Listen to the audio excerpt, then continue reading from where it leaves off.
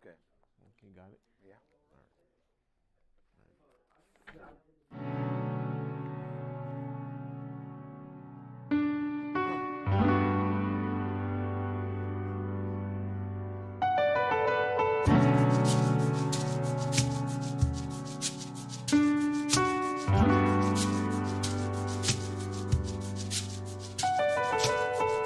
Wish I knew what I know now. Wisdom is the principal thing. All this time just wasted thinking I own anything.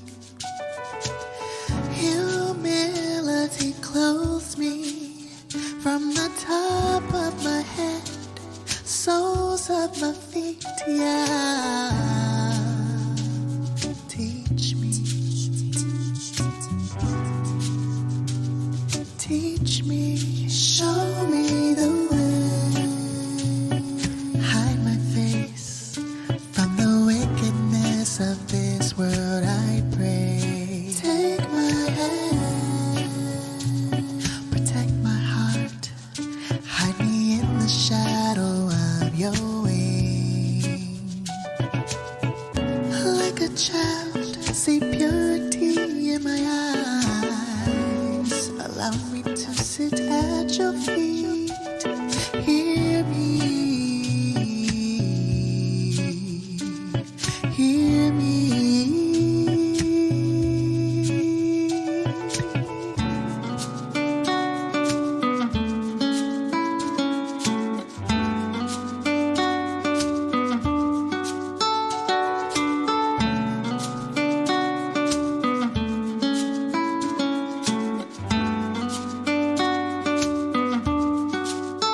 Show me your ways, teach me your paths. I'm yielding to your will. Your loving commitment will endow me, surround me in my coming and my going. Cleanse me, purge me. I want to be white as snow, so I may testify of your love to those in search of you. Show me the way. You desire truth, the inward parts you make me know you. Take my hand, casting all my cares, refresh me with the waters of life. Like a child crying softly, forgive me. Allow me to approach your throne. Know me, yeah. Know me.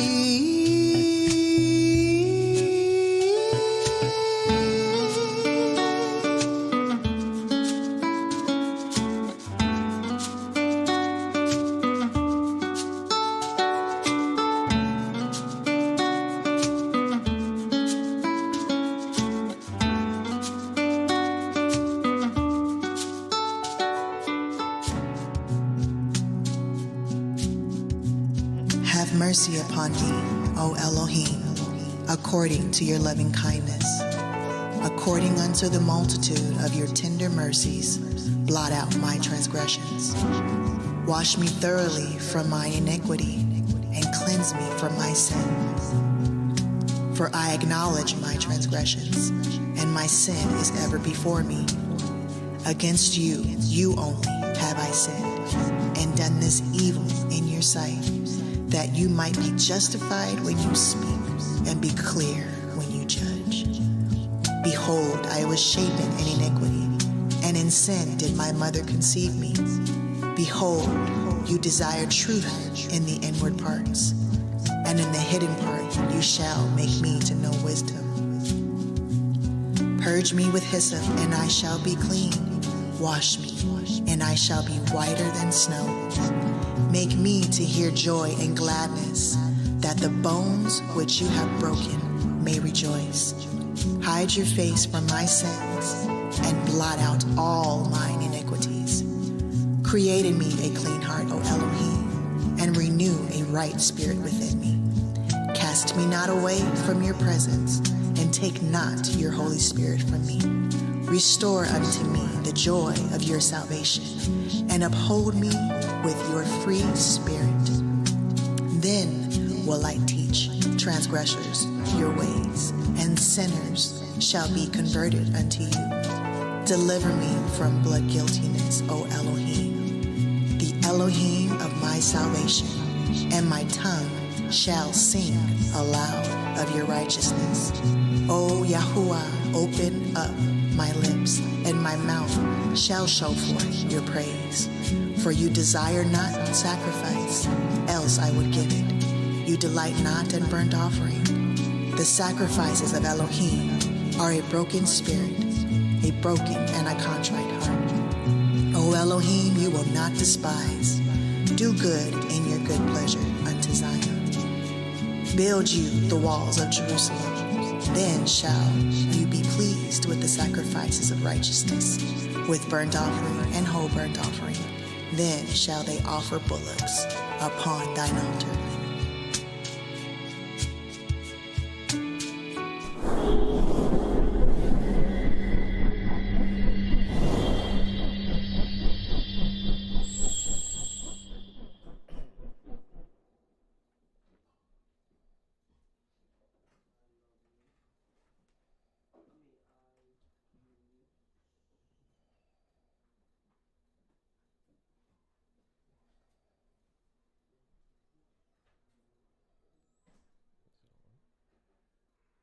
There we go. All right, we'll say shalom, shalom, shalom. Shalom. Shalom, everyone. All right, well, I want to first give all honor, praise, glory to the Most High, Yahweh, Ba'ashem Mashiach, Yahweh Shai. Happy Sabbath, first and foremost, everyone.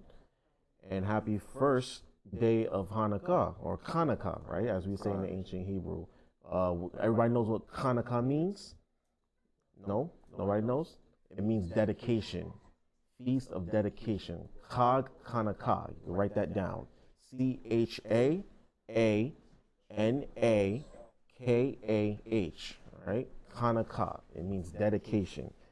And this is one of our feast days that we, I don't want to say made up on our own, but this is a feast day that we chose to dedicate the temple back to the Heavenly Father. Okay? First, everyone please put their phones on silent and vibrate or whatever have you. No noises, no interruptions. We're going to give the Most High his due. My phone's on vibrate, silence. Is this anybody's first Hanukkah service? Okay, 1, 2, first Hanukkah services, brothers? Okay, what is y'all understanding of Hanukkah? Anything that you know about it? Any ideas that you've had before? Okay, that's part of it. That's part of it. What else?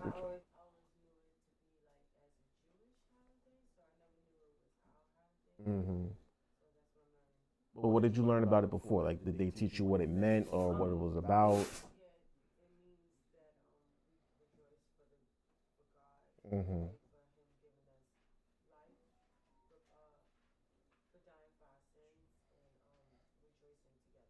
Okay. All right. Well, tonight we're actually going to go into some of the history behind Hanukkah, where it came from, why we celebrate it, what it means, and what its importance is to us as Israelites. Okay. But before we do that, of course, I always give honor to the Sabbath day because remember, it is a Sabbath day. Oh, by the way, my name is Yaraph. I'm sorry, I wrote some of the new brothers and sisters who are here. My name is Yaraph. Okay, I've been here in the House of David for 6 years. Well, thank y'all for coming tonight. This is our beautiful feast day. I'm glad to see everyone here. Glad to see family. And of course, you know, this is what we do every Friday night here at the House of David, 191 Howard Avenue, Brooklyn, New York. Come join us. Okay, we have Sabbath night classes on Friday nights from 8 p.m. to approximately, give or take 10 o'clock. We try to do it as the sun goes down, especially during these winter months when the sun goes down a little earlier. So we try to do it from sundown to about, maybe a couple of hours. and then we come back later on Saturdays, Saturday afternoons, from approximately 12 p.m. to maybe 2:30, 3 o'clock. So please come join us. Come learn the truth about your nationality. Come learn the truth about the Bible. And so I always want to give honor first on the Sabbath day whenever I teach the Friday night classes. So if we can go to Exodus 20 and 8 real fast. Exodus 20 and 8. This teaches us about the Sabbath day.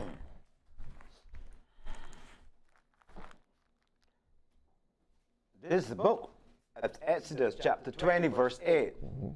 Remember the Sabbath day to keep it holy. Right. The Most High told Moses to tell us to remember the Sabbath day to keep it holy, right? Sabbath day is from Friday night sundown to Saturday night sundown, okay? Not from Sunday, not from midnight Saturday to Sunday midnight. It's from Friday night sundown to Saturday night sundown, okay? Go ahead. Verse 9, 6 days shalt thou labor and do all thy work. So 6 days we get from Sunday to Saturday to Friday evening to do all of our work, right? Go ahead. Verse 10, but the seventh day is the Sabbath of the Most High thy power. Right, go ahead. In it thou shalt not do any work, thou, nor thy son, nor thy daughter, nor thy manservant, nor thy maidservant, nor thy cattle, nor thy stranger that is within thy gate. Right, so on the Sabbath day, we're supposed to take a rest from all of our works. Us, our parents, our children, people who work for us. If we have any animals, they're supposed to take a rest for the Sabbath day, okay? They get a day off. If you own a business, then you're supposed to give your employees a Sabbath day off. If you have a housemaid or a housekeeper, a groundskeeper, people who come and work for you, they're supposed to be able to take the Sabbath day off as well. Okay, go ahead. Verse 11. Oh, wait, or anybody who came within our land, right? That says when it says the strangers that is within thy gates. When we were in our own land, people who came into our country, they were not permitted to work on the Sabbath day either. Okay, go ahead. Verse 11. For in 6 days the Most High made heaven and earth, the sea, and all that in them is. Right. And rested the Sabbath day. Wherefore the Most High blessed the Sabbath day and hallowed it. Right. So the Most High made the earth and heavens in 6 days and then blessed the seventh day because he stopped what he was doing. You can read that in Genesis chapter 2, verses 1 to 3. Okay. God saw that all the work that he did was done, and he said, this is a blessed day, and he rested that day, stopped what he was doing, and sealed it. Okay. From there, get me Psalms 118, verse 22. I believe that's it. I always use that verse. Oh, I'm sorry. 118, verse 24.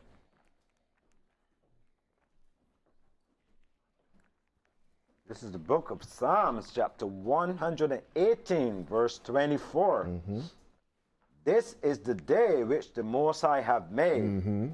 We will rejoice and be glad in it. Right. Well, this is the day that the Most High has made, the Sabbath day, the first day of Hanukkah, and we will rejoice and be glad in it. Why? Because every Sabbath day and every Hanukkah we get a step closer to our salvation. And that's what we're looking forward to. So whenever we come to another high holy day, another Sabbath day, we get closer and closer to our salvation. Okay? So, like I said, this is our first day of Hanukkah, and tonight, I'm not going to go through all of it. What I'm going to do is I'm going to lay the foundation and the groundwork for why we celebrate Hanukkah and what it means and where it came from, okay? Because it's an 8-day feast, and throughout this entire feast week, we will be celebrating and honoring this feast week, okay? So we're going to start with Deuteronomy chapter 16, verse 16. I'll try to hit as many of the solid points that I can in the time that we have allowed, so that way people can get the understanding of what it is. This is the book of Deuteronomy, chapter 16, verse 16. 3 times in a year shall all thy males appear before the Most High thy power, in the place which he shall choose. Right. So in in the beginning, when we first got these commandments, when we were in the wilderness, right, we were given 3 specific high holy days where the men were supposed to appear before the Most High in the place that he chose, right? There were 3 specific high holy days that we were meant to be here for. Go ahead. In the Feast of Unleavened Bread. Right, so the first one was the Feast of Unleavened Bread, which we also call the Passover, correct? Go ahead. And in the Feast of Weeks. Right, the Feast of Weeks, it culminated on the day of Pentecost, right? We know that as Pentecost. Go ahead. And in the Feast of Tabernacles. Right, in the Feast of Tabernacles also. So it said that that was the feast for the fall, right? And it says, go ahead. And they shall not appear before the Most High empty. Right, so when we celebrated these high holy days, we were supposed to come before the Most High with an offering. We couldn't come empty-handed. We had to offer something, right? Now, notice that Hanukkah is not on this list, right, of the major high holy days where we were required to be there. But Hanukkah was still prophesied about in the scriptures, right? So when we were supposed to celebrate the Feast of Unleavened Bread, the Feast of Weeks, and the Feast of Tabernacles, Hanukkah came later, okay? But it was still prophesied about. And we're going to read about that prophecy in Daniel chapter 8.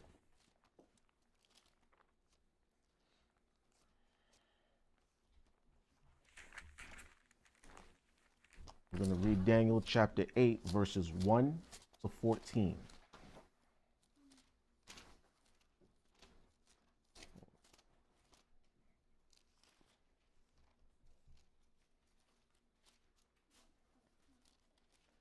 Now, Daniel was a prophet that we read about during his time in Babylon.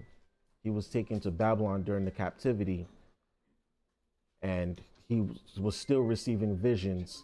Yes, put that on vibrate, please, brother. Okay, well, you got it. Daniel chapter 8, verses 1 to 14. Okay. This is the book of Daniel, chapter 8, verse 1. In the 3rd year of the reign of King Belshazzar, a vision appeared unto me, even unto me, Daniel, after that which appeared unto me at the first. So he's seeing another vision from one that he saw earlier, right? Go ahead. Verse 2.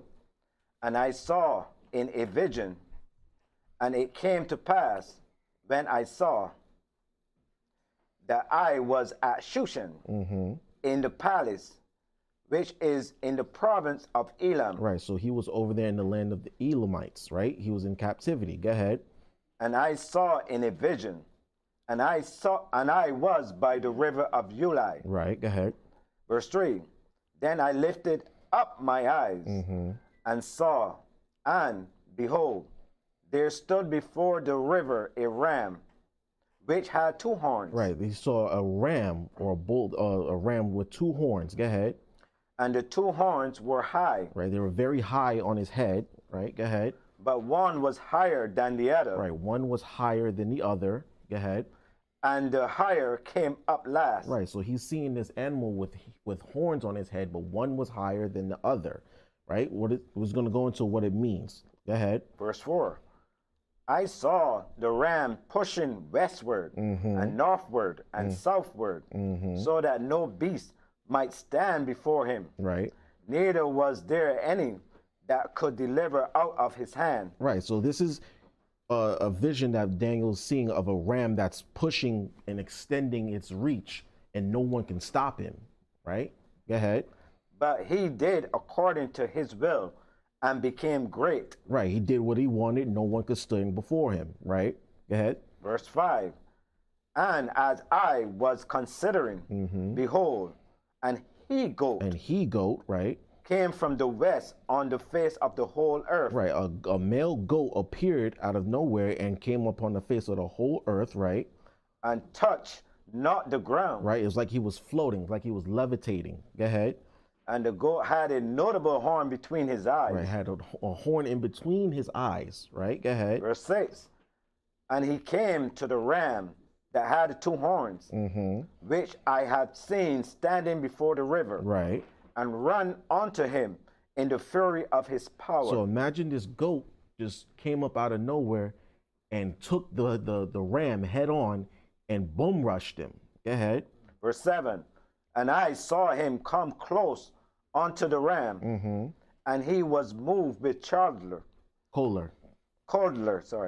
against him. Right. Choler is hate. It's intense hatred. So this he-goat had it out for the ram. Right. Now imagine a goat. A goat's not that big. A ram is huge. And this little he-goat with a horn in between his eyes came up out of nowhere and bum rushed him and took him out. Right. Go ahead. And smote the ram. And smote him and killed him. And break his 2 horns. And broke his horns. Right. Go ahead. And there was no power in the ram to stand before him. But he cast him down to the ground. And did what? And stamped upon him. So not only did he bum rushed him, took him head on, he broke his horns and stomped him out. Imagine a goat stomping out a ram, right? That's how powerful this goat was. And we're going to learn who the goat was. Go ahead. And there was none that could deliver the ram out of his hand. And no one could save that ram. Go ahead. Verse 8. Therefore the he-goat waxed very great. And when he was strong, the great horn was broken. For it came up 4 notable ones towards the 4 winds of heaven. I want y'all to highlight that right there. And it came up 4 notable ones toward the winds of heaven. Okay, we're going to go into who the notable ones are in a few minutes, but I want y'all to highlight that and remember that verse. Okay, go ahead. Verse 9, and out of one of them came forth a little horn. A little horn, right? Out of the 4th horn came a little horn. Go ahead. Which waxed exceedingly great towards the south. Towards the south. Towards the east. Towards the east. Towards a pleasant land. And where's that pleasant land? Israel.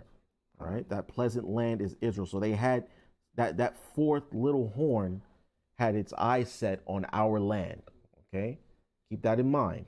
All right. Go ahead. Verse 10. And it waxed great, even to the host of heaven. And even to the host. This little horn became bigger and mightier and more powerful to the host of heaven, right? Go ahead. And it cast down some of the host and of the stars to the ground. Right.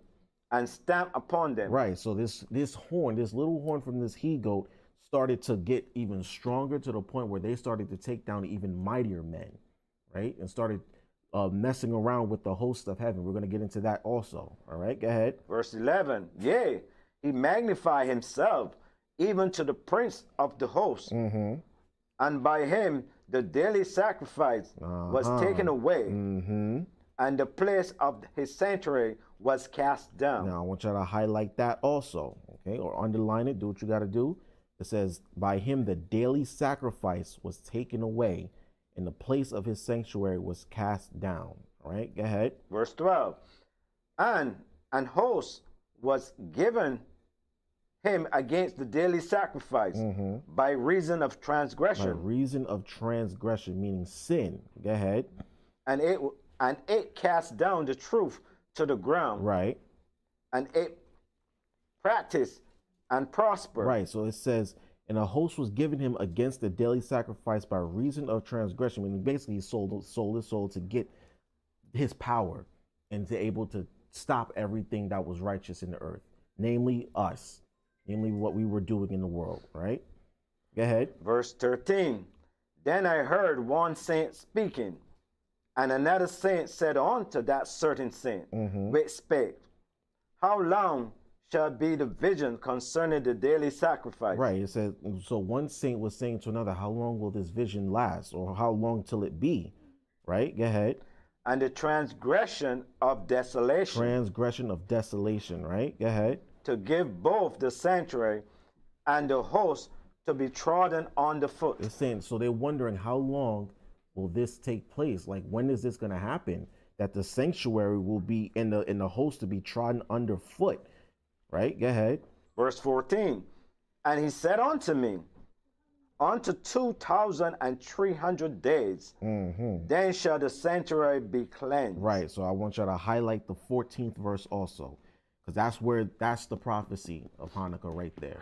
It says, until 2,300 days, then shall the sanctuary be cleansed, okay? Because we were going to have to clean up all the filth and the nonsense that the Greeks actually instituted while we were there. I mean, while they were there in our temple, all right? So now we're actually going to get into the story of Hanukkah, but I wanted y'all to see that Hanukkah was indeed prophesied about in the Old Testament. Okay, just because it's not in Leviticus 23 or Deuteronomy 16 doesn't mean that it's not something that we celebrate. It is something that we honored, and it was something that was spoke about before it even happened. Okay, so now for those who don't have apocryphas, everybody has an apocrypha, correct? Okay, good. So we're going to jump into 1 Maccabees chapter 1, verse 1. Remember the verses I told y'all to write down or highlight and underline, because now it starts right away. Right, whenever you got it. This is the book of 1 Maccabees, chapter 1, verse 1. And it happened after that Alexander, the son of Philip, the Macedonian. So Alexander, the son of Philip, who the world knows as Alexander the Great, right? We say Alexander the Greek because he wasn't great. Not in our eyes. Anybody who takes over our land is not great in our eyes. But Alexander the Greek, right? The son of Philip, the Macedonian, like the area of Albania, that part of the world. That's where he came from, okay? Go ahead. Who came out of the land of Shittim. And smitten Darius, the king of Persia. Right. So remember when the he-goat boom rushed the ram, right? What happened? Read that verse again, that part of it. And has smitten Darius, the king of Persia, and Medes. Right, so the two horns were the Persians and the Medes, okay? And the he-goat broke the horns, meaning he destroyed their kingdom, right? Go ahead. That he reigned in his stead, the first over Greeks. Right, so that he-goat took over, and remember it said that he kept pushing outward also and had his eyes set on the pleasant land. So when you look at Alexander's empire, his empire expanded from Greece all the way out east to India. He had one of the largest empires in history. And we're going to read that again. Go ahead. Verse 2. And made many wars, and won many strongholds, and slew the kings of the earth. Remember, the he-goat was stomping out everything in its path, right? He was killing kings. He was making many wars, and got to the host of heaven where he could stomp them down under his feet. This is how strong this empire was under Alexander, right? Go ahead. Verse 3, and went through the ends of the earth. Went through the ends of the earth, from this end to that end. Go ahead. And took spoils of many nations, insomuch that the earth was quiet before him. Right.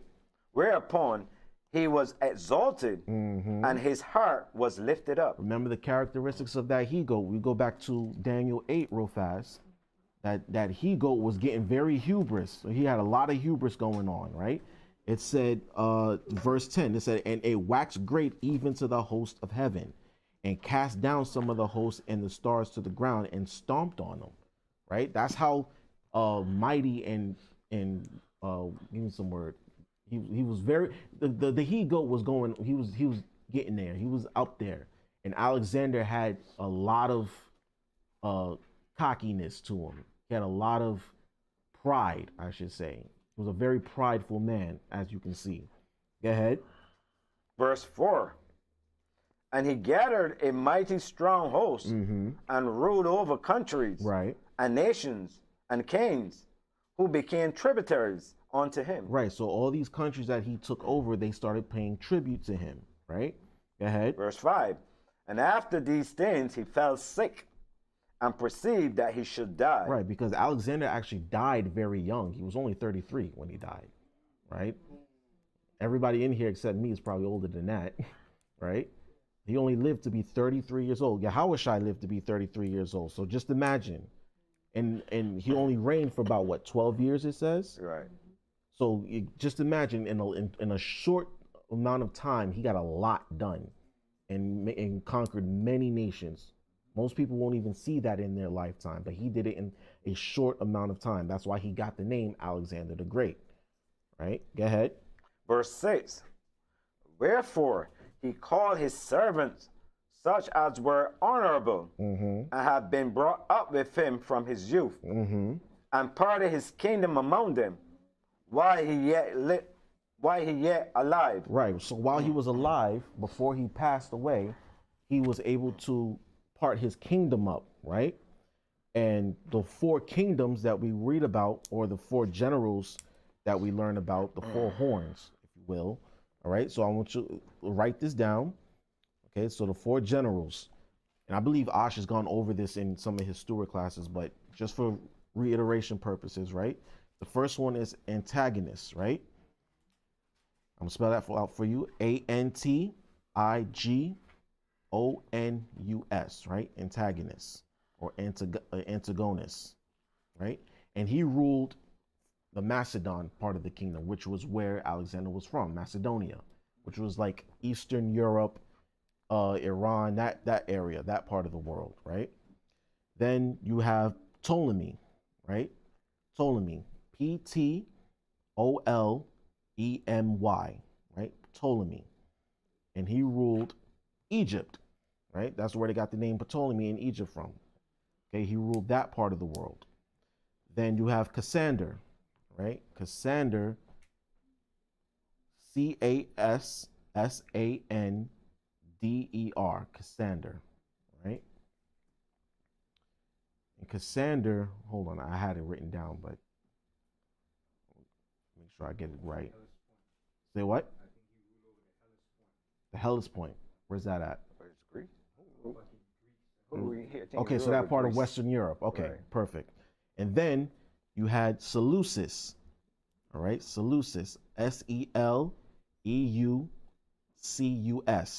Okay, Seleucus. And he ruled over what is called Mesopotamia / Central Asia. And this is where we were at. We were under the Seleucid Empire, okay? We were under the Seleucid Empire under Antiochus Epiphanes, and we're about to read about him now, okay? Go ahead, Uncle Mike. Verse 7. So Alexander reigned 12 years and then died. See, he didn't have that much time as a ruler. He was very young, okay? Go ahead. Verse 8. And his servants bare rule, every one in his place. Verse 9. And after his death, they all put crowns upon themselves. So did their sons after them many years. Right. And evils were multiplied in the earth. I want y'all to see that. It says evils were multiplied in the earth. I want you to hold that. Get me Proverbs chapter 29, verse 12. It says evils were multiplied. It didn't say goodness. It didn't say righteousness. It said evils were multiplied in the earth, because this was a wicked kingdom that came up into power. Okay, 29 and 12, Proverbs 29 and 12. This is the book of Proverbs, chapter 29, verse 12. If a ruler hearken to lies, all his servants are wicked. If a ruler hearkens to lies, all his servants are wicked. As they say, if the head is sick, the whole body's sick, right? Gone. So if the rulers are wicked, as these men were, then guess what? Their kingdoms are going to be wicked too. All right. If the ruler is evil and will manipulate and lie and serve himself, then the kingdom is a wicked kingdom. It can't stand. Okay. Let's go back to First Maccabees, and where do we leave off? Oh, verse 10. This is the book of First Maccabees, chapter 1, verse 10. And there came out of them a wicked root. A wicked root, right? Go ahead. Antiochus, surnamed Epiphanes. Right, surnamed Epiphanes, which was quoted as saying God manifest, because he felt that he was a god in the earth. That's how prideful and wicked he was. He thought that he was God in the flesh. An Edomite with that kind of nerve, right? Go ahead.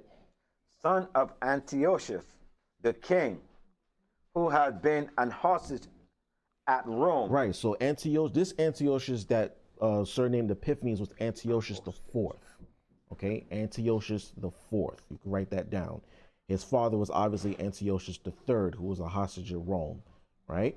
So he was part of Alexander's army, so to speak, his rulership council. Go ahead.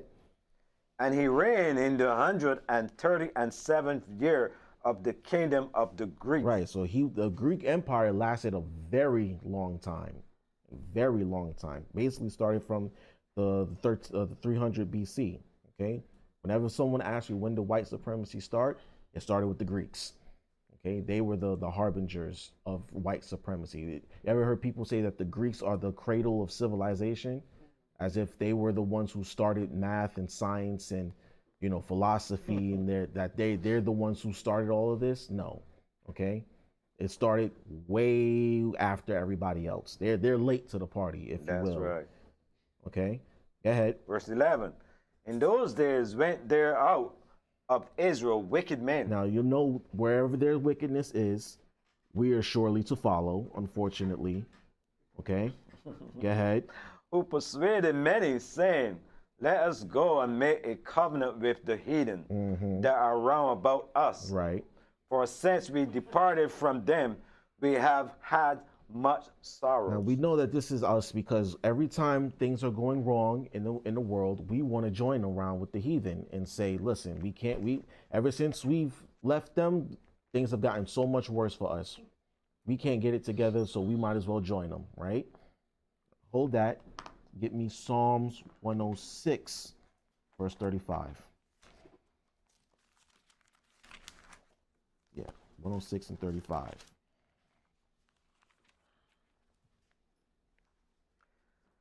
This is the book of Psalms 106, verse 35. But were mingled among the heathen and learned their works. Right, so this is exactly what we're reading. We mingled with the heathen because we thought that we were better off joining them, instead of saying, nah, we not, y'all keep y'all foolish ways, we'll keep our own ways. We said, no, let's join them. Let's make a covenant with them, because ever since we left them, things have gotten much worse. Go ahead, read on. You read 36. Oh, 36. And they served their idols. And we served their idols, right? Which were a snare unto them. And this is a common theme throughout the Bible. Every time we started mingling with the nations, we started to learn their customs, learn their ways, and serve their gods and serve their idols. It's a common theme, right? In fact, you read 37 too. Verse 37, yea, they sacrificed their sons and their daughters unto devils. Right, and this is what the heathen do even to this day, right? And we get caught up in it all the time. We sacrifice our sons and our daughters to their gods, right? I give you a perfect example. We have our children in the world, they celebrate wicked holidays like Christmas or Thanksgiving, Easter, Halloween, right? We have them serving their gods and their idols, sacrificing them to devils, okay? Instead of teaching them about Hanukkah, right? And real quick, I want to say this because it's just really, you have to really think about it, right? The holidays that the world celebrates, right? What do? They reinforce white supremacy, right? When you look at Christmas, it enforces white supremacy. When you look at Easter, it reinforces white supremacy. Thanksgiving is the epitome of white supremacy. But Hanukkah in itself is about resisting white supremacy and Hellenistic culture, because we didn't want their influence on us like that. We didn't want to serve their idols and their gods and their nonsense. We didn't want to be with them. We didn't want to do the things that they, well, as you can see, a lot of us did. But for the most part, we resisted that. And that's why this holiday is special. Okay, this is why this feast week is very special, because we live in a world where our people want to resist white supremacy, but still practice it at the same time. It doesn't make any sense. Okay, you can't say that you're about black power and black liberation, but still want to celebrate white man's holidays. Right. It doesn't make any sense. So this holiday is special because it teaches you how we resisted white supremacy head on. Okay, so that's why this holiday is extremely special, and I'm glad that we actually have it. Okay, we can go back to First Maccabees. Where do we leave off? At verse 12. Okay. Read verse 11 again, please. This is the book of First Maccabees, chapter 1, verse 11. In those days went there out of Israel wicked men who persuaded many, saying, Persuaded many, right? Now, it only takes a few. It only takes a few to persuade the many, okay? Especially those who have a little bit of clout, a little bit of pull, who are very persuasive or who are popular, to say, you know what, let's join them. Let's do this, let's do that. They call them influencers now, right? If you have social media, you know what an influencer is. People who literally just put stuff out there just so you can do it. Whether it's a trend, whether it's fashion, whether it's whatever. People who are very influential can get you to go off against the Most High, right? Go ahead. let's go and make a covenant with the heathens that are round about us. For since we departed from them, we have had much sorrow. Go ahead. Verse 12. So this device pleased them well. Right. They were like, you know what? It's a good idea. We should make a covenant with the heathen. Let's sell out our own people, sell out our God, sell out our temple, our country and countrymen, right? Let's leave our customs and join them. They're the winning team, right? Go ahead. Verse 13. Then certain of the people were so forward hearing that they went to the king, who gave them license to do after the ordinance of the heathen. Right. So our people literally went to the king and said, we want to join you, right? We want to join your customs. We want to do what you do. We want to be just like you, right? Go ahead. Verse 14. Whereupon they built a place of exercise at Jerusalem, according to the customs of the heathen. Now, this is what you call a gymnasium, right? And I want you to write that down, gymnasium. And it literally means naked exercise, place of naked exercise. So if some of you brothers and sisters who like to go to the gym and work out, you see why people dress the way that they do at the gym, whether they're wearing very little or very whatever. It's because of this. This is a Greek custom.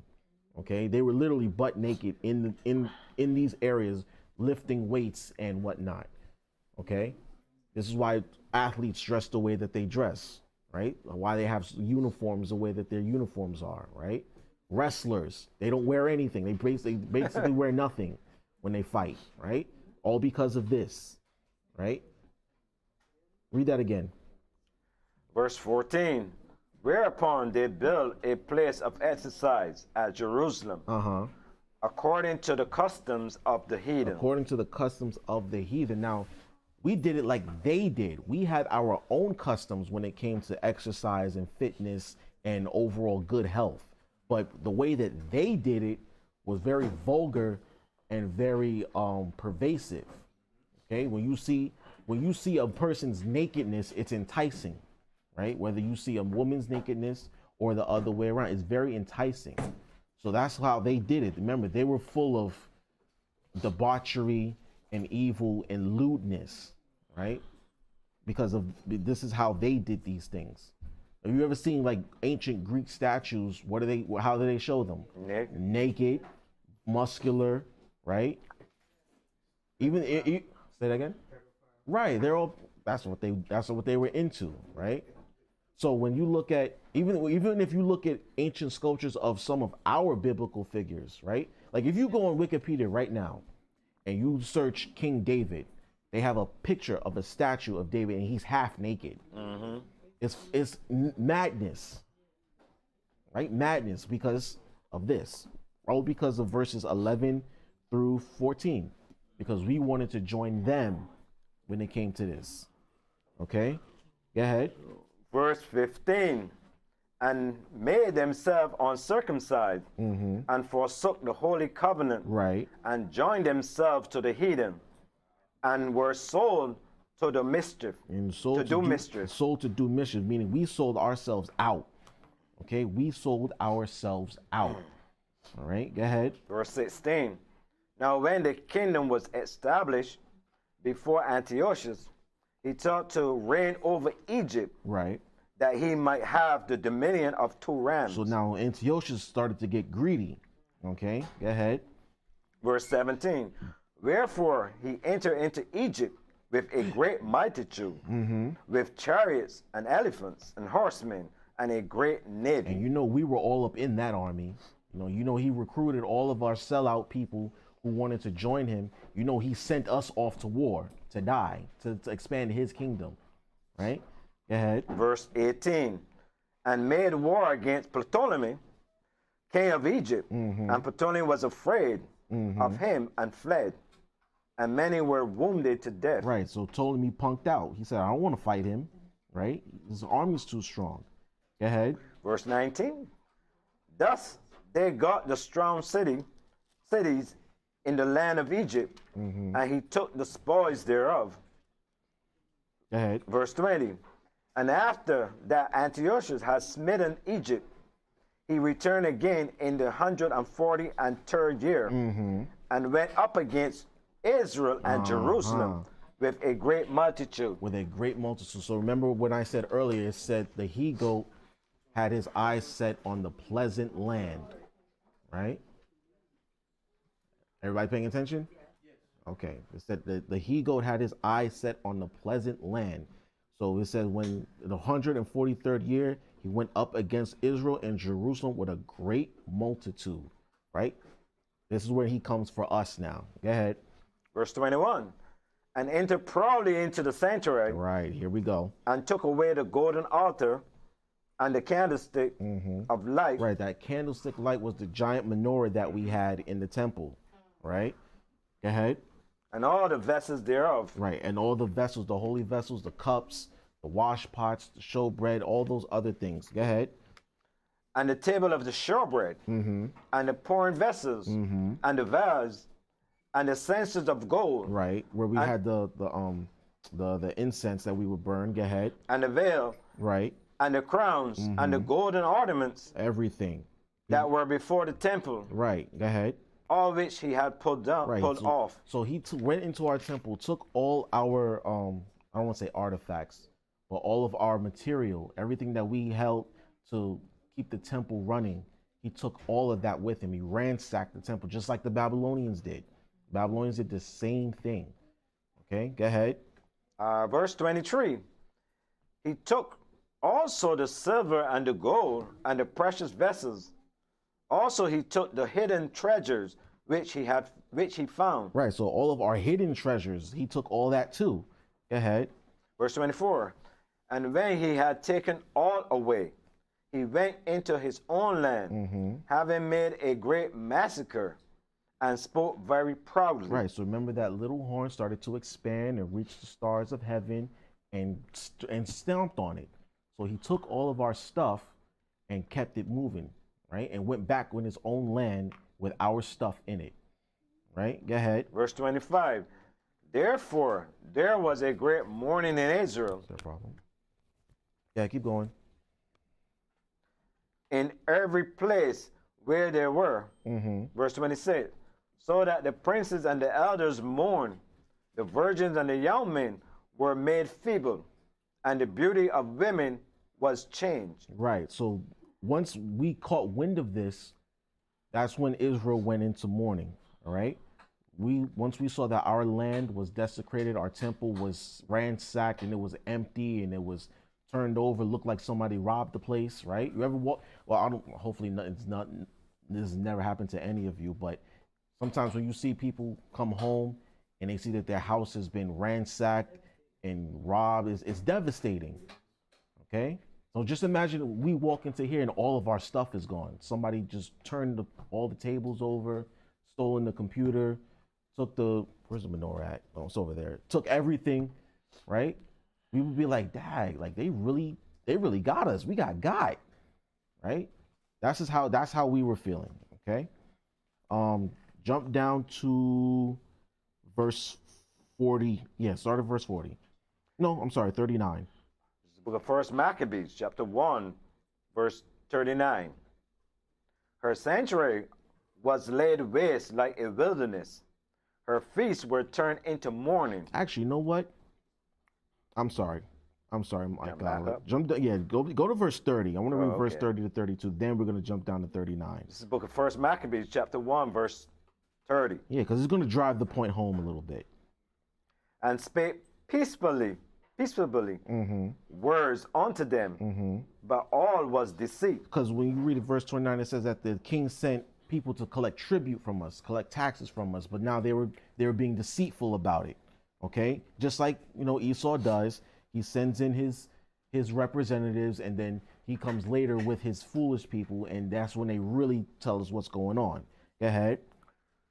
For when they had given him credence, he fell suddenly upon the city. Right, so we accepted these tributaries, these chief people, because we thought that they were just coming to collect taxes, but now here's what they really came for. Go ahead. And smote it very sore, and destroyed much people of Israel. So many of our people were put to death by this chief tributary collector. Go ahead. Verse 31.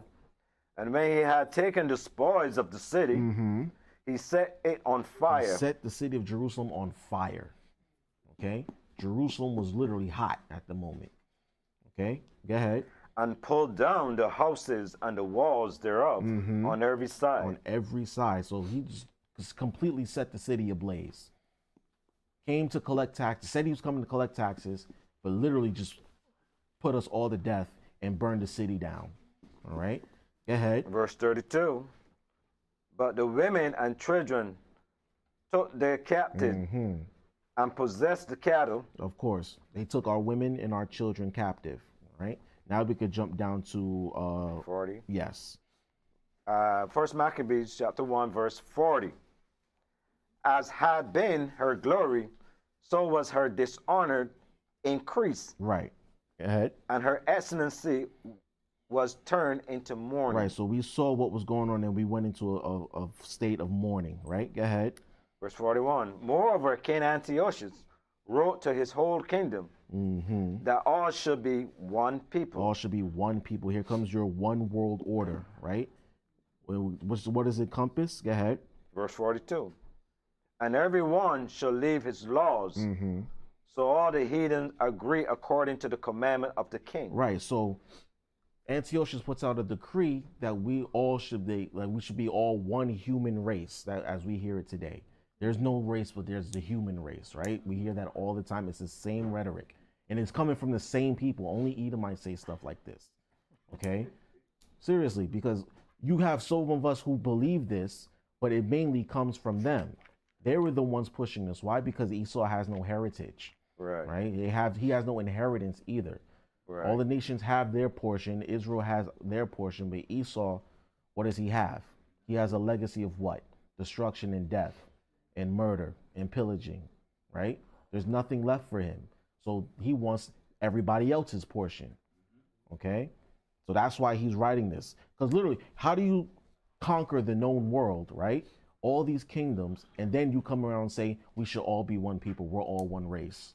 Who does that? Esau does that. He's the only person that does that. Even Nebuchadnezzar didn't do that, right? We certainly don't do that because we know who we are. We know that we're different from everybody else. But Esau is the one who says, no, everybody's the same. We're all equal. We're all God's children, right? What's up? Always. He can't sit still. He doesn't keep it home. So he wants everybody else's portion, takes it, and then says, look, we're all the same. We're all one in Jesus, right? He's a liar. There's no other point to put it. There's no other way. Go ahead. Verse 43. Yeah, many also of the Israelites consented to his religion. Of course. So this is where we get into Hellenism, right? Uncle Mike, please get out your Zondervan, right? We're going to define Hellenism or Hellenist, right? And it's very specific towards us, as you'll see. If any of you have this Zondervan Bible Dictionary, if you don't have it, I recommend that you get it, right? Zondervan Compact Bible Dictionary. It's very, very inexpensive, and it has a lot of information in it pertaining to us, specifically as so-called black people, right? Hold on when you got it. Hellenist. This is the Zondervan Compact Bible Dictionary. What page is on? 223. Page 223. Just to let you know, we're not making this up. All right, go ahead. Hellenist. Jews. Who? Jews. Everybody. Jews. Africans. Jews. Asians. Jews. Arabs. Jews. White people. Jews. Oh, okay. Go ahead. Who made Greek their tongue. Who stopped speaking Hebrew and started speaking Greek. Go ahead. And with it, often adopt Greek ideas and practices. And who often adopt Greek ideas and practices, right? So think of your, what's the word? Fraternities and sororities in college, right? Greek life, okay? People who wanted to stop what they were doing and join the Greeks. Our people specifically, it says Jews, right? Hebrews, Israelites. We stopped what we were doing. We left our religion and joined the Greek customs, okay? We wanted to dress like them. We wanted to write like them. We wanted to sing like them. We wanted their philosophy, their way of thought, right? Even down to the, let's talk about the dress for a second, the dress code, right? Because whenever you see pictures of biblical characters, they're usually dressed like Greek folks with the sash and the long robe and the long sleeves. We didn't dress like that. We didn't dress like that at all. Even if you see pictures of Christ and the apostles and even the angels, right? They have them dressing in those long flowing Greek-like robes or Roman-like robes where they have them looking like them, right? Instead of dressing how they were supposed to dress, as the scriptures say, right? With a girdle, with a long garment down to the foot, with fringes on them. When have you ever seen a picture of a biblical character dressed with fringes on? Never. I've never seen it, ever, right? Have them looking like Greek philosophers. So this is where this is all coming from, right? Read that precept again, Uncle Mike. It said that where these should, many of the Israelites consented to his religion. Verse 43. Yea, many also of the Israelites consented to his religion and sacrificed unto idols, right, and profaned the Sabbath. And we read that in Psalms 106, right? That's exactly what we did. We took on their customs, started sacrificing to their gods and their idols, right? Go ahead. And we profaned the Sabbath day, right? Go ahead. Verse 44. For the king had sent letters by messengers unto Jerusalem and the cities of Judah, that they should follow the strange law of the land. Go ahead. Verse 45. And forbade burnt offerings and sacrifice and drink offerings in the temple. Remember what we read about in Daniel? It said the sanctuary, it's caused a daily sacrifice to cease, right? Antiochus literally said, listen, stop all of this, put an end to this. I'm banning sacrifices of the true religion, so to speak, and you have to follow our religion now. Go ahead. And that they should profane the Sabbath and the festival days. So we couldn't keep the Sabbath days, we couldn't keep the new moons, we couldn't keep the Passover, we couldn't keep Feast of Weeks or Tabernacles, all the three high holy days that I mentioned in the beginning. All of that had to stop. They put a stop to all of it. They forbade it all. And these were the days that we were supposed to celebrate, right? These were the days that the Most High said that we had to come to him. And we couldn't come empty-handed. So now this heathen is telling us, no, you can't do that no more. You do what I tell you. And a lot of us went along with it, right? Go ahead. Verse 46. And pollute the sanctuary and holy people. Right, go ahead. Verse 47. Set up altars and groves and chapels of idols. And did what? And sacrifice swine's flesh. See, now that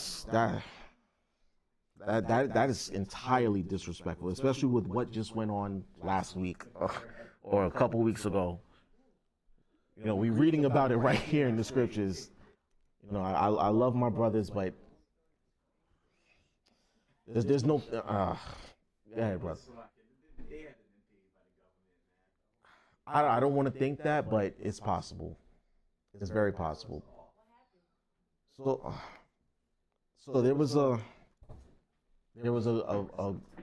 congregation of Israelites that on Thanksgiving Day, right, no less, they came together in I believe it was the brother's home. I'm not exactly sure, and they had a spread. They claimed that they were not celebrating Thanksgiving, that they came together to honor the Most High and Yahweh and go against Thanksgiving.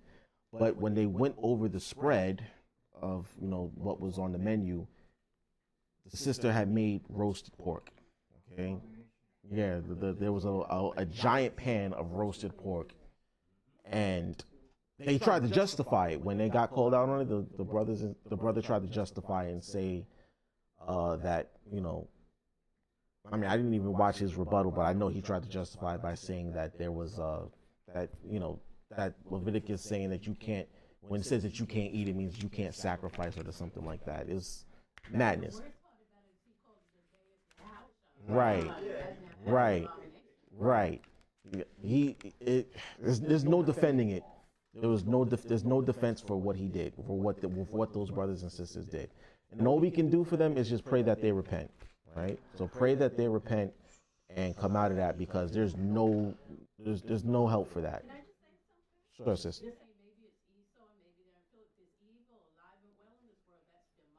Oh yeah, 100%. 100%.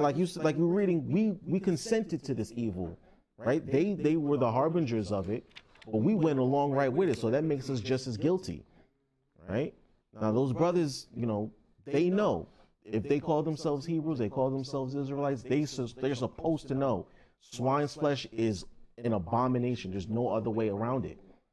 So to eat it and honor Yahweh with it, you're committing treason. It's practically treason. Right. So, but you're reading it right here, right? We're reading it right here where the heathen sacrificed swine's flesh on our altar, right? Something we would never even think about doing. In fact, when you read Isaiah, it says that when those who were eating swine's flesh were hiding behind the trees and whatnot. They were doing it in secret. They did it openly in the temple. Openly in the temple after they burned everything down. This is what they do. Go ahead, brother. All of them. All of them. All of them. All right. So read that verse again, Art. Just pray for them. That's all you can do. Just pray that if they don't repent, then pray that the Most High has mercy on them, because. Right. Right. And it's up to us to put a stop to it. And thankfully, most Israelites who were, basically practically everyone who saw it called it out for what it was, which was wickedness. It was evil. Okay, and they have to be corrected. So just pray for them. That's all I can say. Just pray for them. Go ahead, Unc. This is the book of 1 Maccabees, chapter 1, verse 47. Set up altars and groves and chapels of idol, and sacrifice swine's flesh and unclean beasts. And unclean beasts. So there were other unclean beasts that they sacrificed on the altar too, not just swine. But notice that it said swine specifically, because that was an abomination of the highest order. All right, go ahead. Verse 48. That they should also leave their children uncircumcised and make their souls abominable with all manner of uncleanliness and profanation. Right, so it says that they also leave their children uncircumcised, so our boys were not getting circumcised, and they were making their souls abominable, meaning that their very essence, the very nature of their being was unacceptable to the Heavenly Father, was abominable. He detested them. Little children, right? We were sacrificing our children to devils, right? Go ahead. Verse 49. To the end they might forget the laws and change all the ordinances. Change all the ordinances, change everything. Surely you turn the world upside down, right? Go ahead. Verse 50. And whosoever would not do according to the commandment of the king, he said, he should die. Right, so if you didn't get along with the program, guess what? You got put to death, right? No questions asked, you got put to death. All right, go ahead. Verse 51. In the same manner wrote he to his whole kingdom, and appointed overseers over all the people, commanding the city of Judah to sacrifice, city by city. Right, not our sacrifices, but the sacrifices to their gods, like Zeus and Ares and all of them, right? Go ahead. Verse 52. Then many of the people were gathered unto them, to wit, every one that forsook the law, and so they committed evils in the land. Right, evils in the land. Go ahead. Verse 53. And drove the Israelite into secret places, even wheresoever they could flee for succor. Right, so those of us who were still trying to keep the commandments and keep the law to the best of our ability in the land, we had to go run and hide, right? We had to go find places to flee so that way we can keep the laws. And guess what? It's going to come to a point of that again, where a lot of us are going to have to run for our lives so that way we can keep the laws. Okay? I want y'all to be prepared for that because it's coming to that point. All right, go ahead. Verse 54. Now in the 15th day of the month Caslu. Right, so Caslu is the month that we're in right now, the 9th month. So on the 15th day of the month Caslu, right, go ahead. In the 145th year, they set up the abomination of desolation. Oh, there it is, right, go ahead. Upon the altar, and built idol altars throughout the city of Judah on every side. Right, so they set the abomination of desolation upon the altar. You can read that in Daniel chapter 11, right? Verse, I believe, verse 29 and 30, right? The abomination of desolation, right? When we saw that thing, we knew it was over, right? There was no coming back for us at that point, especially if we honored it, right?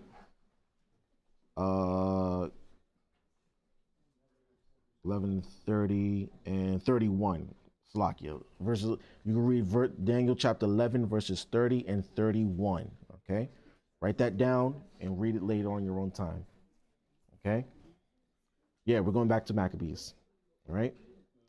Where we left off on verse 55. All right. Go ahead, read it. This is the book of First Maccabees, chapter 1, verse 55. And burned innocent at the doors of their houses and in the streets. Right, so all these these altars for these idols get set up throughout the cities of Jerusalem and Judah and everywhere of our coast, right? And the abomination of desolation was on the altar, right, at this point. So the point where they have completely taken over our land and everything in it. Go ahead. Verse 56. And when they had rent in pieces the book of the law, which they found, right, they burned them with fire. Right, so they took our Bibles, right, our records, our holy records, our birth records. They took all these things and burnt them with fire. This has happened plenty of times before, because like I've said before, when we originally had the scriptures, they were not written on pen and paper like it is right here, right? They were on different forms of parchment, scrolls, leaf notes, all these different things. So they kept had to get rewritten because the material would not last long. So they kept having to get written over and over and over and over again throughout the course of time until we got these, right? But unfortunately, when these heathens came in, they took our records and burned them off so that way we would completely forget our nationality, our laws, everything. They ransacked our libraries, took everything, all of our records, and burned them to a crisp. So that way we wouldn't even remember them.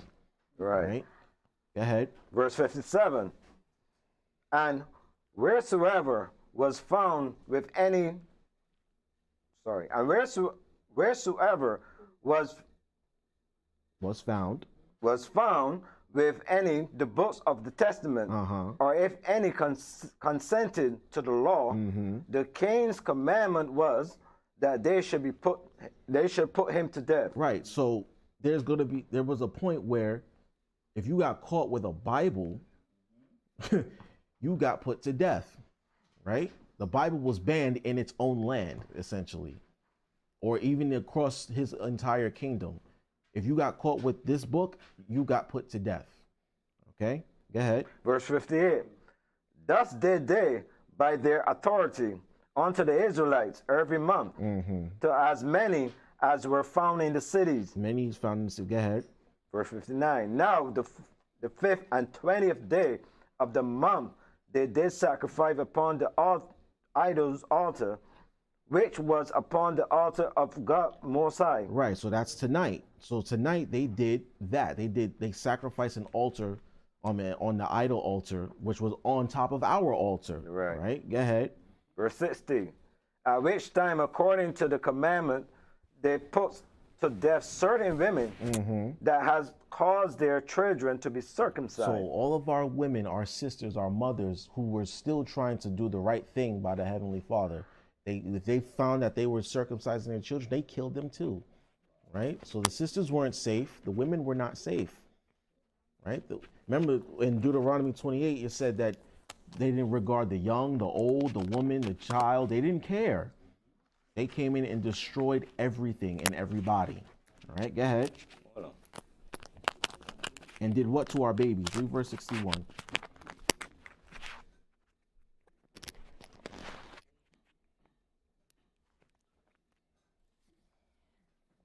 Verse 61. And they hanged the infants about their They necks. hanged the infants about them. So they took our babies, our young babies, and hanged them from the necks. Right? Go ahead. And rafted their houses and slew them that had circumcised them. Right. So women and children were all put to death. Go ahead. Verse 62. Howbeit many in Israel were fully resolved Right. and confirming themselves not to eat any unclean thing. Right. Why? Go ahead. Verse 63. Wherefore they chose rather to die, that they might not be defiled with meat, Right. and that they might not profane the holy covenant. So then they died. Right. So they chose death over dishonor. Right. They chose death. They rather die than even eat swine's flesh or sacrifice to idols. Right. And many of us are going to have to make the same choices. Okay. I'd rather die than celebrate Christmas again. Right. Some of us are going to have to get into that mentality. I'd rather die than serve this evil society. If push comes to shove, would you choose death? Think about that. Or the scripture said, examine yourselves, whether you really believe what you say. Because they chose death. And they got put to death in the most horrible of fashions, right? Some of them got hanged. Some of them got slaughtered. Some of them got chopped up, thrown off cliffs, bridges, right? Burned, boiled, all of the above, right? Because they did not want, it says they did not want to forsake the holy covenant. That's how much it meant to them. And that's how much it should mean to us, that we would rather die than go back into the world, right? We rather die in the truth at a young age than live old in a wicked society, right? We would rather die, right? Go ahead. Verse 64. And there was very great wrath upon Israel. Okay, go ahead. Go on to chapter 2. Chapter 2. First Maccabees, chapter 2, verse 1. In those days arose Matthias, the son of John, the son of Simeon, the priest of the son of Jorab from Jerusalem, and dwelt in Modem. Right, so this priestly family was one of the order of the priests that David has set up. If you want to read that, you can read 1 Chronicles chapter 24. 1 Chronicles chapter 24. Okay? And also chapter 14. Okay, where you read about the different families, the different Levite families that served at the in the temple in rotation. Okay, there were different families that got set up. I had to serve at this time. This family served at this time, and that time. This particular family was the descendants of the Maccabees, or I mean, other way around. This particular family came from the family of Jorab. All right, go ahead. Verse 2. And he had 5 sons. Jonah, called H.O.D.C. Verse 3. Simon, called Tasai. Verse 4. Judas, who was called Maccabeus. Right, that's the one who we read about the most, the Maccabees, right? Maccabee means hammer. Okay, write that down. How do you say it in Hebrew? Makabawath, I believe. It means hammer, right? Go ahead. Verse 5. Eleazar, called Avanan, and Jonathan, whose surname was Appius. Right. Verse 6. Aphis. Aphis. And when he saw the blasphemy that were committed in Judah and Jerusalem, Right. verse 7, he said, Woe is me! Wherefore was I born to see this misery of my people? Now, mind you, he's a priest, right? This is a priestly family, so they took this personal because they basically destroyed their office, their line of work, their duty, their calling. Their calling was destroyed because remember, the Levites were the priests. And since the temple was desecrated, all the holy vessels were taken away, and the altar now has an abomination on it. They took this personal, and he took this personal because he served in the rotation. His family, he comes from a family of priests who served with rigor and valor. So they took this personally, as they should, right? Go ahead. And of the holy city, and to dwell there, when it was delivered into the hands of the enemy, and the sanctuary into the hands of strangers. Right. Okay. So for the sake of time, jump down to verse 14. This is First Maccabees chapter 2, verse 14. Then Matthias and his sons rent their clothes and put on sackcloth and mourned very sore. So if you want to link all these verses with one particular scripture, you could write Ecclesiastes 7:7. Surely oppression make a wise man mad. Because like I said, they took this personally, right? Their office, their calling, their passion was destroyed by these heathens. So surely oppression should make a wise man mad. To see the state of your people in a state of disrepair and oppression, really, it should anger you. It should drive you insane, as it did. Right? Go ahead. Verse 15. In the meanwhile, the king's officer, such as compelled the people to revolt, came into the city of Modin to make them sacrifice. Right. So this Edomite came into the city of Modin to convince the people to start to sacrifice these idols. Right. Go ahead. Verse 16. And when many of Israel came unto them, Matthias also and his son came together. Right. Go ahead. Verse 17. Then answered the king's officer and said to Matthias, On this wise, thou art a ruler and an honorable and a great man in this city. Right. And strengthened with sons and brethren. Remember what I said earlier when we read in the earlier chapter, right? That it only takes a few. So of course he's going to go to the most well-known man in this city, the ruler of the city, the leader, and say, look, come here. Come sacrifice, so that way everybody else will fall in line with you, right? Go ahead. Verse 18. Now therefore come thou first and fulfill the king's commandment, like as all the heathen have done. Right. Yea, and the men of Judah also, and such as remain at Jerusalem. Right. So shalt thou and thy house be in the number of the king's friends. Right. And thou and thy children shall be honored with silver and gold. So go ahead. I'm sorry. Finish the verse. And many rewards. So this is how they do. They try to get you to sell out and get you to compromise everything that you believe in for personal gain. Because he said, look, if you sacrifice as all the heathen have done, and some of the people, your own people down in Jerusalem, you'll get many rewards. You're going to get a nice house, get a nice car, you get all this money and your great name and all this.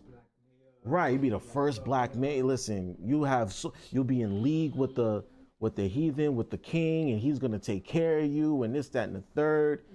Right? Go ahead. Verse 19. Then Matthias answered and spake with a loud voice, though all the nations that are under the king's dominion obey him, and fall away every one from the religion of their fathers, right, and give consent to his commandments. He said, listen, all y'all can sell out, right? Y'all can leave your religion, you can compromise your beliefs and everything, this, that, and the third, but, go ahead. Verse 20, yea, will I and my sons and my brethren walk in the covenant of our fathers. Right. So he said, me and my house, we're going to serve the Most High. We ain't going to serve you wicked devils and heathens. We're not going to do that. Okay? You can link that with Joshua 24:15. Me and my house, we will serve Yahweh. Go ahead. Verse 21, the Most High forbid that we should forsake the laws and the ordinances. Verse 22. We will not hearken to the king's words to go from our religion. Right. Neither on the right hand or the left. And we're not gonna sway. We're not gonna listen to you. We're not gonna follow your commandments. We're not gonna follow your religion. We're gonna stay the straight and narrow path. We're not gonna sway to the right. We're not gonna sway to the left. Okay. We have to have that same mentality. When people try to come up with us and try to get us to leave this and say, "Oh, you're in a cult. You're this. You're that." Okay. They try to insult you. They try to take away your livelihoods. Don't sway to the right or to the left, okay? Because this is the only truth here. There's nowhere else to go. There's no other reward better than this, right? Go ahead. Verse 23.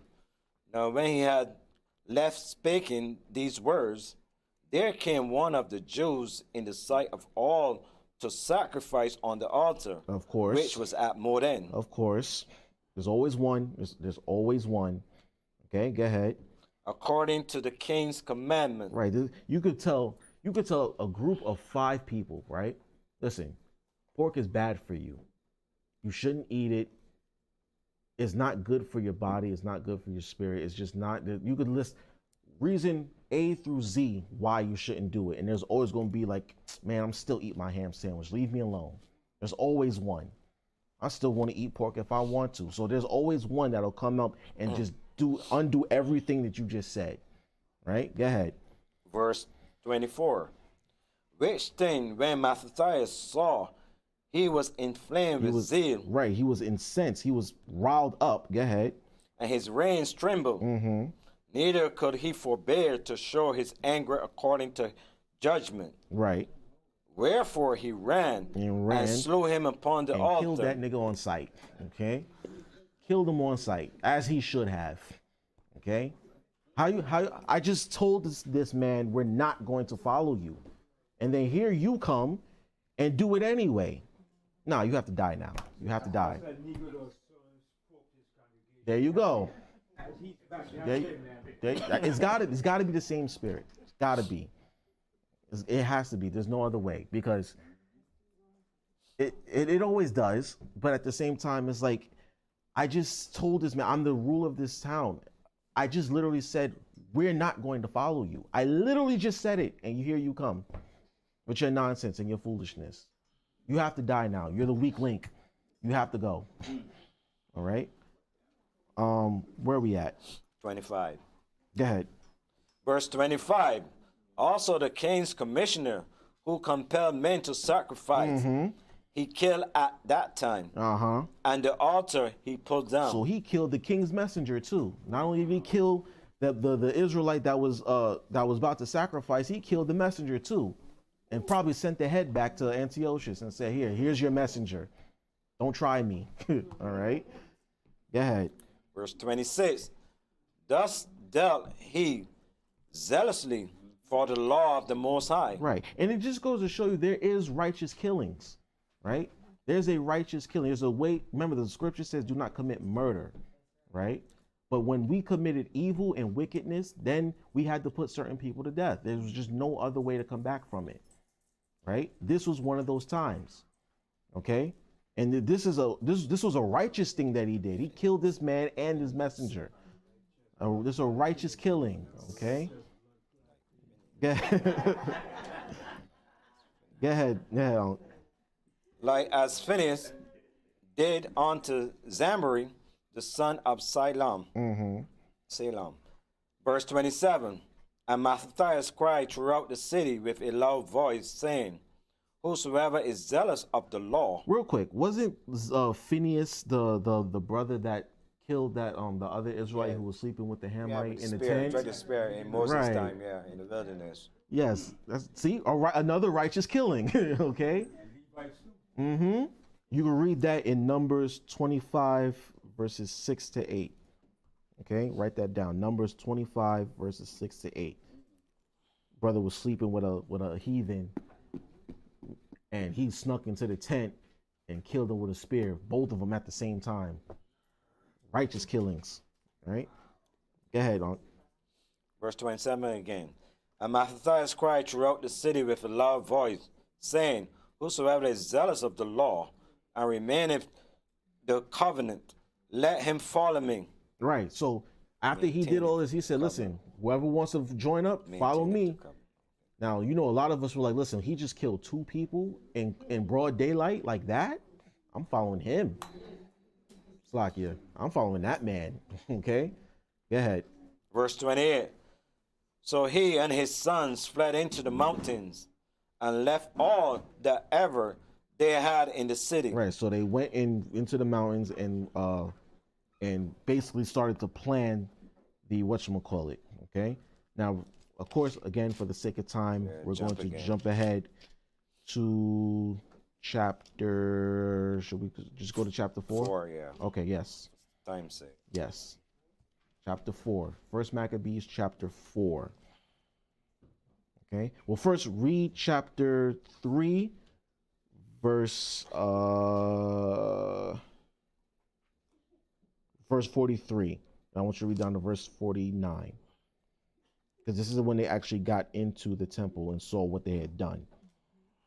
Okay. This is the book of First Maccabees, chapter 3, verse 43. Mm-hmm.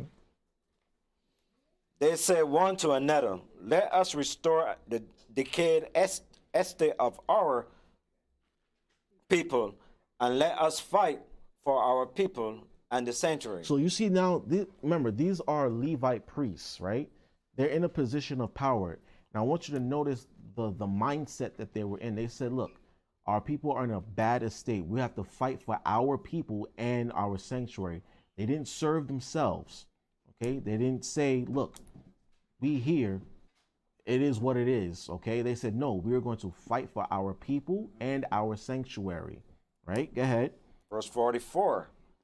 Then was the congregation gathered together, that they might be ready for battle. Mm-hmm.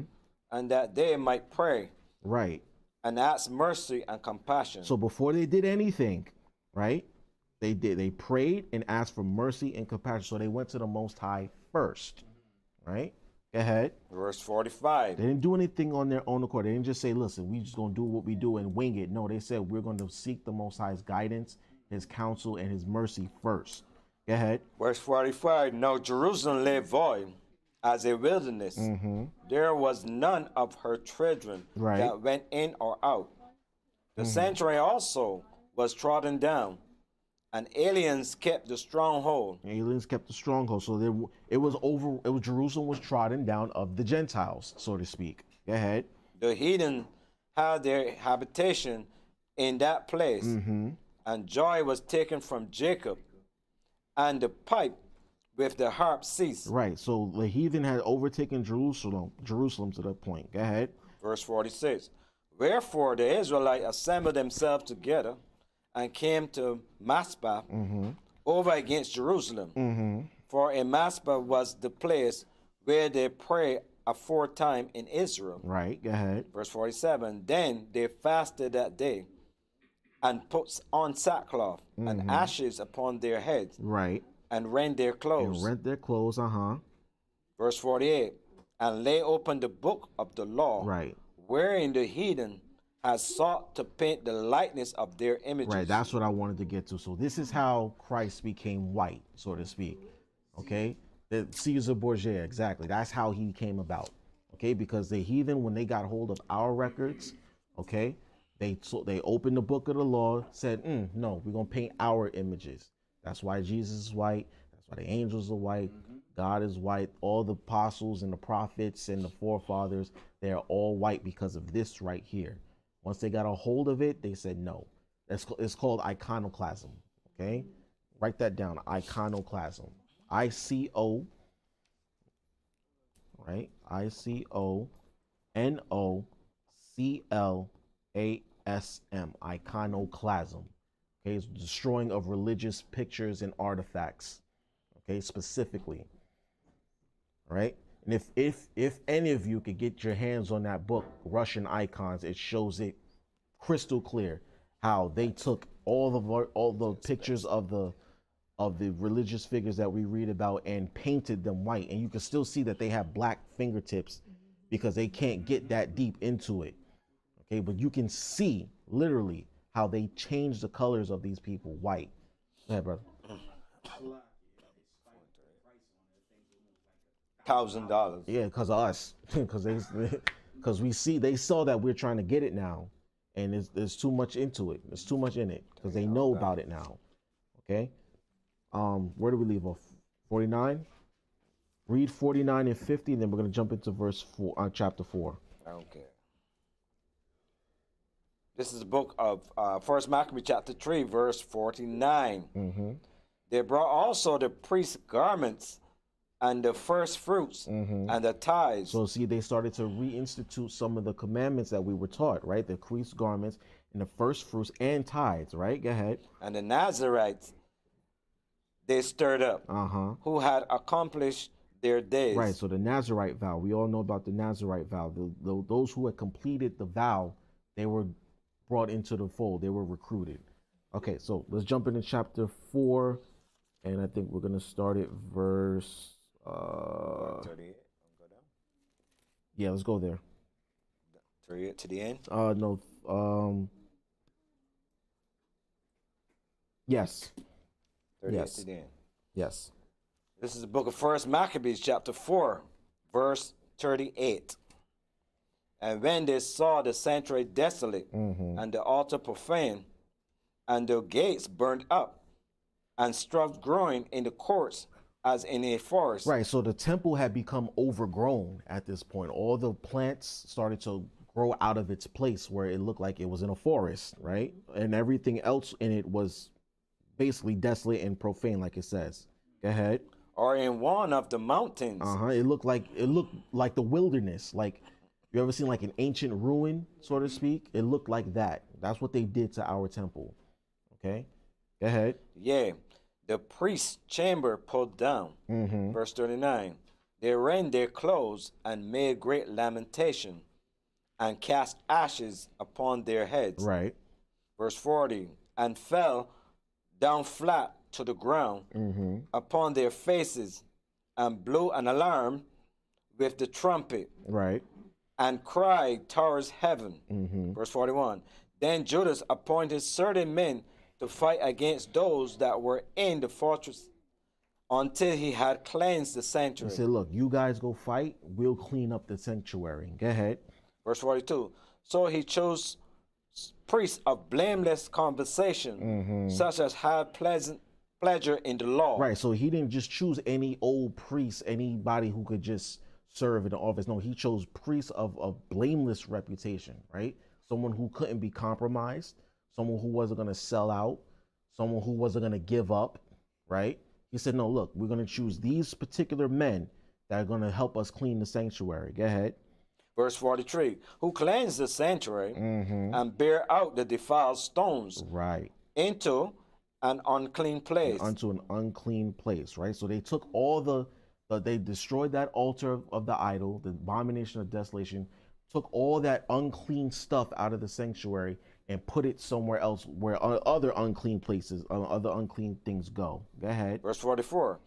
And when, as they consulted what to do with the altar of burnt offerings, which was profane, verse 45. What they think to do. Go ahead. They thought it best to pull it down. Pull it down. We can't, this thing can't stand. It's too vile. It's too violated, right? It's too, it's got a bad vibe to it now. It's got bad energy and a bad spirit on it. Go ahead. Lest it should be a reproach to them, because the heathen have defiled it. So imagine what else the heathen did on that altar. I'll let you use your imaginations, all right? Because if we say it out loud, we might get angry. Go ahead. Wherefore they pull it down. Right, they said, nah, this thing is it's filthy. We can't have this. It's unclean. Think of say like some of you have a car, right? A lot of you have cars. You lend your car to somebody and you get it back in a condition that you didn't give it to them in. Or you let them borrow something of yours and they did God knows what with it. You don't want it back now. You can't, I can't use it. You keep it now. You did what with this? You did keep it. I don't want it. Or burn it. I don't want it. I don't want it anymore. Right? It's the same thing what we did with this altar. The heathen did all kinds of nasty and gross, wicked, evil things on it to the point we said, listen, we can't even keep this thing standing. Bring it down. Right? Go ahead. Verse 46. And laid up the stones in the mountain of the temple in a convenient place, until there should come a prophet to show what should be done with them. Right. So they, of course, remember, we always needed the counsel of the prophets, right? The prophets always knew what to do in certain situations because they received messages straight from the Most High, right? Go ahead. Verse 47. Then they took whole stones according to the law and built a new altar according to the former. Right. So they went back into the scriptures, right, and said, how are we supposed to build this thing? And they said, oh, look, they found it. They said, we're going to build it just like this. It's going to look just the same. It's going to be made of the same material in the same fashion, the same dimensions. It's going to be just like it. Go ahead. Verse 48. And made up the sanctuary and the things that were within the temple, and hollowed the court. And hollowed the courts. Go ahead. Verse 49. They made also new holy vessels, and into the temple they brought the candlestick. They brought the giant menorah back, right? They found it, they got it back, and they brought it back into the temple, right? Go ahead. And the altar of burnt offerings and of incense, and the table. The table with the showbread. They rebuilt everything. Everything according to the fashion that we read about in the Torah. Go ahead. Verse 50. And upon the altar they burned incense, and the lamp that were upon the candlestick they lighted. Go ahead. That they might give light in the temple. So they set all the lamps on the menorah, they lit them all, so that way the temple could be filled with light. All right, go ahead. Verse 51. Furthermore, they set the loaves upon the table, the showbread, and spread out the veil, and finished all the works which they had begun to make. Right, go ahead. Verse 52. Now on the 5th and 20th day of the 9th month, go ahead. Which is called the month of Caslu. Caslu, write that down. Caslu, okay? 9th month, 25th day.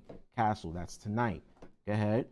In the 148th year, they rose up bedtime in the morning. Verse 53. And offered sacrifice according to the law upon the new altar of burnt offerings which they had made. Exactly. So on the same day that the heathen sought to destroy and desecrate our temple, we cleansed it and started a new temple, basically. We cleansed it, set up a new altar, and started sacrificing again on the same day that they sought to desecrate ours. Go ahead. Verse 54. Look at what time and what day the heathen had profaned it, even in that was it dedicated with sounds and cisterns and harps and cymbals. There you go. Go ahead. Verse 55. Then all the people fell upon their faces, worshiping and praising the Most High of heaven, who had given them good success. And given us good success. You can write down Joshua chapter 1, verses 7 to 9. Okay, good success. Because we went according to the commandment, right? And when we keep the commandments, we will prosper. All right, go ahead. Verse 56. And so they kept the dedication of the altar 8 days. 8 days, right? That's starting tonight. We kept the dedication of the altar 8 days. Go ahead. And offer burnt offerings and gladness, and sacrifice the sacrifice of deliverance and praise. Deliverance and praise. Go ahead. Verse 57. They decked also the forefront of the temple with crowns of gold, and with shields. And with shields, And the gates and the chambers they renewed, and hang doors upon them. So it was like the temple got renewed again. It got renewed. And we decked it out. We made it as beautiful as we could with what we had at the time. All right? Go ahead. Verse 58. Thus was there very great gladness among the people. Right. For that the reproach of the heathen was put away. Right. So we resisted white supremacy, and we staved it off, and we fought it off. Right? Go ahead. Verse 59. Moreover, Judas and his brethren with the whole congregation of Israel ordained that the days of the dedication of the altar should be kept in their seasons from year to year by the space of 8 days, from the 5th and 20th day of the month Casu, with mirth and gladness. So the 25th day of the month Caslu, 8 days. Now, mind you, Hanukkah is the only high holy day that really overlaps months, okay? Because it goes into the 10th month. All right, go ahead. Verse 60. At that time also they built up the Mount Zion with high walls and strong towers round about, Right. lest the Gentiles should come and tread it down, as they had done before. Right. So we fortified the temple this time. We built higher walls and a stronger foundation. That way they couldn't just come and ransack it like they did before. Okay, go ahead. Verse 61. And they set their garrisons to keep it, and fortify Basura to preserve it, Right. that the people might have a defense against Idumea. All right, Idumea. Okay, now write that down. Right, we all know this, but Idumea is the Greek name for Edom. Okay, who is the so-called white man. Now, with that, okay, that's really the end of the lesson. Like I said, I wanted to start a foundation of it because again, it's an 8-day feast, right? Now, who knows why it's 8 days? Anybody know?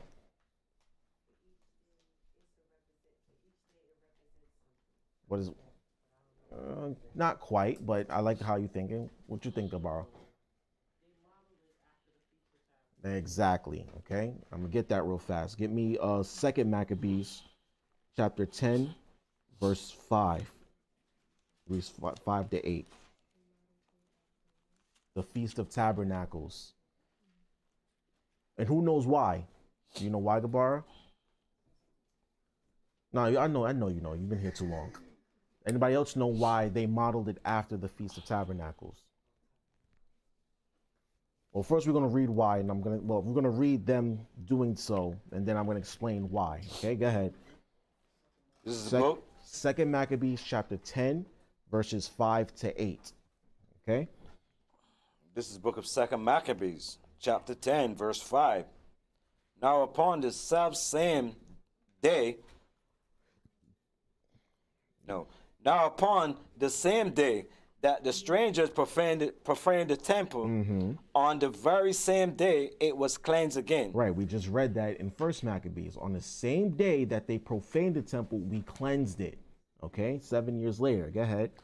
Even the 5th and 20th day of the same month, which is Casu. Caslu, right? 9th month, 25th day, right? Go ahead. Verse 6. And they kept 8 days with gladness. With gladness, As in the Feast of Tabernacles. See, there it is. So the Hanukkah is kept 8 days because it's modeled after the Feast of Tabernacles, right?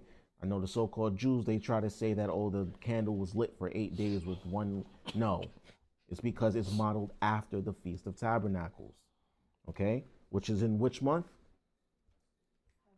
Come on, not all at once. No, the 7th month, right? It's modeled after the feast of the 7th month. Go ahead. Remembering that not long afore they had held the Feast of Tabernacles. There you go. See?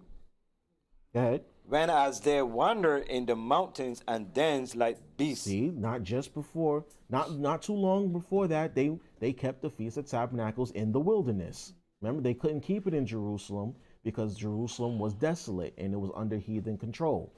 So they were in the mountains, in the woods, living in dens and in tents and caves and whatnot. Okay, go ahead. Verse 7, therefore, they bear branches and fair boughs and palms also, right, and send psalms unto him that had given them good success in cleansing his place. There you go. See, so they modeled it after the Feast of Tabernacles. Now, another reason why they modeled it after the Feast of Tabernacles is because the original temple was dedicated during the Feast of Tabernacles. Okay, you can read that in 1 Kings. I believe it's chapter 7. I could be wrong. Which chapter was that? Where Solomon prayed over the temple. Oh yeah. 1 Kings 8. Thank you. Yeah. Appreciate that. We won't read it right now, but you can read verses of First Kings chapter 8, right? Verse 2, right? In fact, read that really fast. Read it really fast. First Kings chapter 8, verses 1 and 2.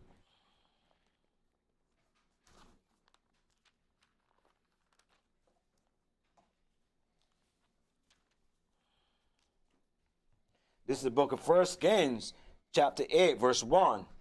Then Solomon assembled the elders of Israel, Right. and all the heads of the tribes, the chiefs of the fathers of the children of Israel, unto King Solomon in Jerusalem, Right.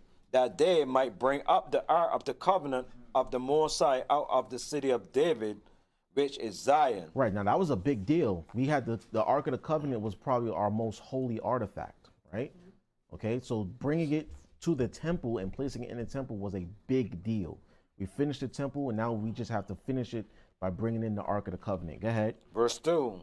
And all the men of Israel assembled themselves unto King Solomon at the feast in the month of Ethanim, which is the 7th month. There we go. Right now, you can read the prayer from verses 22 to about 33. No, basically, the rest of the chapter, really. Yeah. If you really want to read his whole prayer, it's really the rest of the chapter. It's a really good prayer, but that's when he dedicated the first temple. It was dedicated during the Feast of Tabernacles. So when we cleansed the temple and dedicated it again, we modeled it after the original dedication. That's why it's 8 days long. Okay. Last scripture. Get me John chapter 10, verse 22. Okay. Show us that, yes, Yahushua kept this feast. Okay.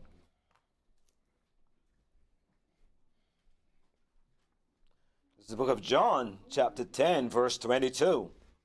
And it was at Jerusalem, the feast of dedication. The feast of the dedication, right? Go ahead. And it was winter. It was winter. Now, normally, this feast day is in winter. It's not quite winter yet, but we're there, right? We're just about there. Okay, go ahead. Verse 23. And Yahushua walked in the temple in Solomon's porch. So he was there during the feast day. He was in the temple during the feast. Okay. Now you can read 24 just to, get for context. Verse 24. Then came the Jews around about him and said unto him, How long do thou make us to doubt? If thou be the Christ, tell us plainly. Right. So the people were trying to put pressure on him, saying, look, if you're the Messiah, can you just tell us now what's the hold up? All right. So I just wanted to go there to show y'all, yes, Christ kept this holy day. Okay. He kept this feast. All right. I hope y'all got something out of the class. Again, this was the foundation. There's 8 more days of this. Well, 7 really. There's 7 more days of this. So if any of the other teachers who will be here tomorrow and throughout the rest of the week, they'll go into the meat and potatoes of it all. They probably will do so. But again, I hope y'all got something out of the class. I really hope y'all did. Thank you. All praise to the Most High. Okay, all praise to the Most High. I actually do have a little bit of personal connection to this holy day because tonight actually marks my 10th year in the truth. So, all praise. Yeah. No, 2013. My first Hanukkah, my first real service, and I sat in my aunt's kitchen or in her living room with her husband, her children, and my sister, right? And we kept the feast of dedication. It was the first time I ever done it. It was I loved it. It was a joyous occasion. So yeah, 10 years later, here I am teaching Hanukkah, right? So. And it's all because of the Most High anyway. It's all glory to Him. I started this journey at the age of 20. Very young man. I was a college student. Didn't really know much about the world, and when I first came into my understanding of who I am, I was full of passion. I was young, full of energy, ready to chop off every Edomite's head I could find. I was very angry, but as I got older and wiser, hopefully, learned to navigate and start to grow in this truth. And I also want to give thanks to the elders of the House of David for cultivating me, being patient with me, watching me grow, helping me grow. I went from sitting in classes to teaching on the street, teaching Friday night classes, and now I'm here teaching Hanukkah classes, and who knows, reading for Passover services and whatnot. So I just want to thank the elders for trusting me with this and letting me teach tonight. So hopefully we keep this thing going and keep it going. All right, let's feast. All right, shalom everyone. All right, Ben.